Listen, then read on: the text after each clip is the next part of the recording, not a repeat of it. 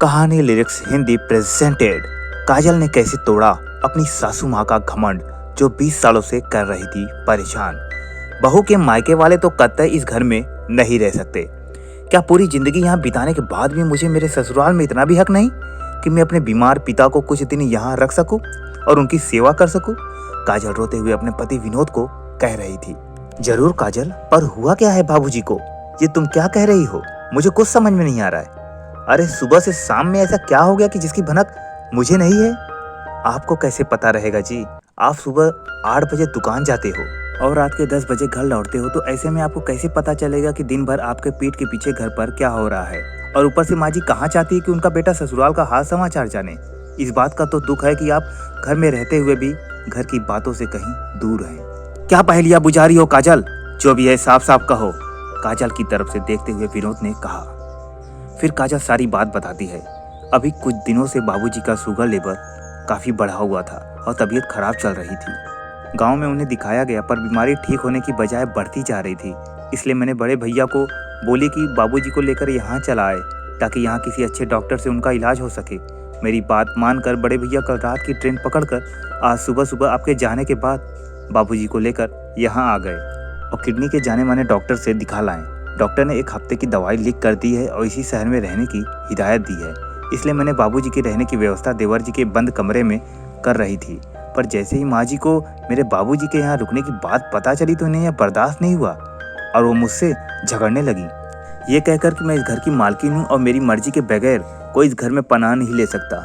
ऊपर से बहू के मायके वाले तो कतई नहीं। अगर एक बार बेटी के यहाँ रहने की आदत हो गई तो बार बार आने की लत लग जाएगी उन्हें। ऐसा कहने के साथ साथ उन्होंने मुझे बड़ी खड़ी खोटी सुनाई और फिर कहने लगी कि मेरी मर्जी जाने बगैर मेरे बेटे के कमरे में अपने बाप को ठहरने वाली तुम होती कौन हो? अपने बाप के घर से लाई थी क्या है मकान जो किसी को भी आश्रय दे रही हो? यह मेरा घर है, रोड़ी निवास, कोई धर्मशाला नहीं जो अपनी मन मर्जी करोगी। माँ जी की चीखती हुई आवाज़ सीधा बाबूजी और बड़े भैया कानों में पड़ी और वो अपना सामान बांध कर जा ही रहे थे कि माँ जी बाबूजी को भला बुरा कहने लगी। शर्म नहीं आता बेटी के घर बीमारी का बहाना लेकर रहने में? ये आपकी बेटी का ससुराल है, कोई सराय खाना नहीं। कुछ तो शर्म किया करो समधी जी। बाबूजी को बेइज्जत और अपमानित करने के बाद बड़े भैया को भी ताने देने लगी। अरे इतनी ही चिंता है अपने बाबूजी को तो ले जाओ किसी होटल में रखो। सब कुछ फ्री में ही चाहिए क्या, जो मुंह उठाकर बहन के ससुराल चले आए? माँ जी की ऐसी बातें सुनकर बाबूजी सुन्न हो गए। उन्हें तो लग रहा था जैसे नस काटो तो खून नहीं। कितना बड़ा लांछन लगा दिया गया था एक बीमार पिता के ऊपर। अच्छा हुआ जो भैया तुरंत बाबूजी को अस्पताल के एक निकट कमरे में ठहरा दिए। अगर यहाँ रहते तो जीते जी मर जाते और बीमारी ठीक होने की बजाय बढ़ती जाती है। कहते कहते काजल सिसक उठती है। काजल को यूं सिसकते देख विनोद उसे पानी देता और कहता है, पहले तुम शांत हो जाओ काजल, फिर मैं माँ से बात करता हूँ। इतनी बड़ी बात हो गई और मैं शांत हो जाऊँ? नहीं जी, बिल्कुल नहीं। आज तो फैसला होकर ही रहेगा। अरे मैंने अपनी सारी जवानी आपके माँ बाबूजी की सेवा में बिता दी और बदले में कुछ नहीं मांगा। मुझे उनके पैसे कौड़ी या कोई संपत्ति नहीं चाहिए थी। सिर्फ मुझे मेरा और मेरे मायके वालों का सम्मान मांगा था, पर मुझे आज तक नहीं मिला।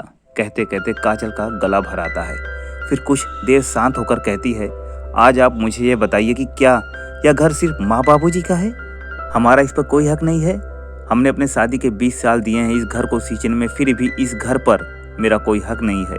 अगर ऐसा है तो फिर हमारा घर कौन सा है जी, जिसे मैं हक से अपना कह सकूं? अगर बहू के लिए घर की हर जिम्मेदारी और काम है तो फिर घर पर हक क्यों नहीं? क्यों हमें इस हक से वंचित रखा जाता है विनोद? क्यों हम अपने रिश्तेदारों को यहाँ नहीं बुला सकते हैं?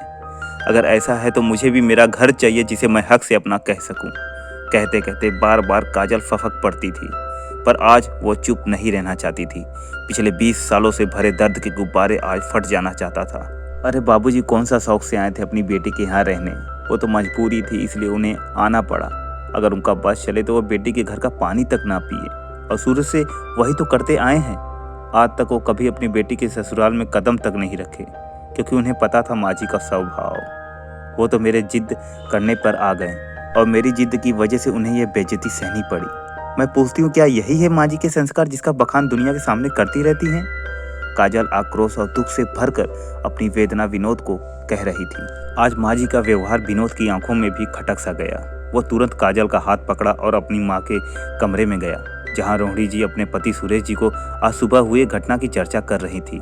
जिसमें वो काजल के परिवार वालों पर झूठा इल्जाम लगाते हुए कह रही थी, विनोद के बाबूजी, ये जो बहू के परिवार वाले हैं ना, सब के सब भिखारी हैं। देखिए तो कैसे 2 पैसा बचाने के लिए बीमारी का बहाना करके हमारे घर मुंह उठा के चले आए थे। शर्म भी नहीं आता ऐसे बिन बुलाए भिखारियों को। ऐसा कह ही रही थी रोहिणी जी कि विनोद पीछे से चिल्लाता है, माँ, आपको शर्म आनी चाहिए अपने बहू के बीमार पिता के बारे में ऐसे कहते हुए। आप ऐसा कैसे कह सकती हो, वो भी बीमार आदमी के लिए? छी, शर्म आती है मुझे आपकी ऐसी छोटी सोच पर माँ। वो काजल के जन्मदाता हैं, कुछ तो लिहाज किया होता उनका, और वे अपनी मर्जी से यहाँ नहीं आए थे, बल्कि काजल ने बुलाया था। अगर यहाँ रुक भी जाते तो कौन सा अनर्थ हो जाता माँ? आप भी तो अपनी बेटी के यहाँ जाते हो ना, फिर काजल के बाबूजी क्यों नहीं आ सकते? अगर आपकी बेटी के ससुराल में आपका कोई ऐसा अपमान करता तो आपको कैसा लगता माँ? कुछ तो रिश्तों का मान रखिए माँ। और अगर काजल के बाबूजी अपनी बीमारी का इलाज यहाँ रहकर करते तो इसमें क्या बुराई थी? आखिर ये घर उनकी बेटी का भी तो है। खबरदार जो ऐसा कहा विनोद, ये घर मेरा है और इस घर में किसे रखना है और किसे नहीं ये हम और तुम्हारी माँ डिसाइड करेंगे, बहू या तुम नहीं। रौब से चिल्लाते हुए सूरज जी कहते हैं, ठीक है बाबूजी, यदि ये घर आपका है तो अब हम इस घर में एक पल भी नहीं रहेंगे। जहाँ इंसानियत की कोई जगह ना हो, जहाँ घमंड और रौब का बोलबाला हो, उस घर में मैं और नहीं रह सकता। हम कल ही इस घर को छोड़ के चले जाएंगे। ऐसा कहकर विनोद जाने लगता है कि तभी रोहिणी जी उसका हाथ पकड़ लेती हैं और कहती हैं, इतनी छोटी सी बात के लिए तू अपने माँ बाप को छोड़कर चला जाएगा? तू चला जाएगा तो हम कैसे रहेंगे बेटा? मुझे माफ कर दे बेटा, पर ऐसे घर छोड़ के मत जा। चाहिए तो तू अभी के अभी बहू के बाबूजी को बुला ला, मैं अपने हाथों से उनका कमरा ठीक कर दूंगी, पर घर छोड़कर जाने की बात मत कर। खुद के भविष्य की चिंता और श्रवण कुमार सा बेटा और काजल जैसी आज्ञाकारी बहू के दूर जाने के डर से डर कर रोहिणी जी कहती हैं, अपने पर आई तो बात समझ में आई माँ जी। यहाँ 24 घंटे आप लोगों की सेवा में हाजिर रहती हूँ, इसलिए हमारी कद्र नहीं आप लोगों की नज़रों में। 20 साल हो गए माँ जी इस घर में मुझे आए हुए, पर आज भी मैं अपने किसी भी परिवार को यहाँ नहीं बुलाई और ना ही बुलाना चाहती थी, क्योंकि मुझे पता था आप लोगों का नेचर। पर इस बार तो आप हद ही पार कर गई, मेरे बीमार पिता की आंखों में आंसू दे गई। क्या गलती थी उनकी? यही ना कि वो एक बेटी के बाप हैं और बेटी के कहने पर यहाँ चले आए। पर मेरी भी एक बात सुन लीजिए, मैं भले ही इस घर में रहूं या ना रहूं, पर आप आगे से मुझसे कोई भी उम्मीद मत पाले रखिएगा, क्योंकि आज जो आपने किया है उसको मैं कभी नहीं भूल सकती माँ जी। ऐसा कहकर काजल अपने कमरे में चली जाती है और विनोद भी काजल के पीछे पीछे चला आता है। सुबह जब काजल अपना सामान बांध रही थी तो विनोद काजल को आवाज लगाता है, काजल जल्दी बाहर आओ, देखो कौन आया है। काजल भाग कर आती है और देखती है उसके बाबूजी और बड़े भैया सूरज जी और रोहिणी जी के साथ दरवाजे पर खड़े थे। काजल पकड़कर बाबूजी को बैठाती है और प्रश्नवाचक दृष्टि से बड़े भैया को देखती है। तब बड़े भैया कहते हैं कि सुबह सुबह माँ जी और बाबूजी आए हमारे कमरे में जहाँ हम लोग रुके थे और काफ़ी मिन्नतें करने लगे, अपने किए की माफ़ी मांगने लगे, तो हमें आना ही पड़ा। अरे बहू, अब खड़ी ही रहोगी या अपने बाबूजी को अपने कमरे में ले जाओगी? और हाँ, इनका पूरा ख्याल रखना, इन्हें किसी भी चीज़ की कोई भी कमी नहीं होनी चाहिए विनोद बेटा।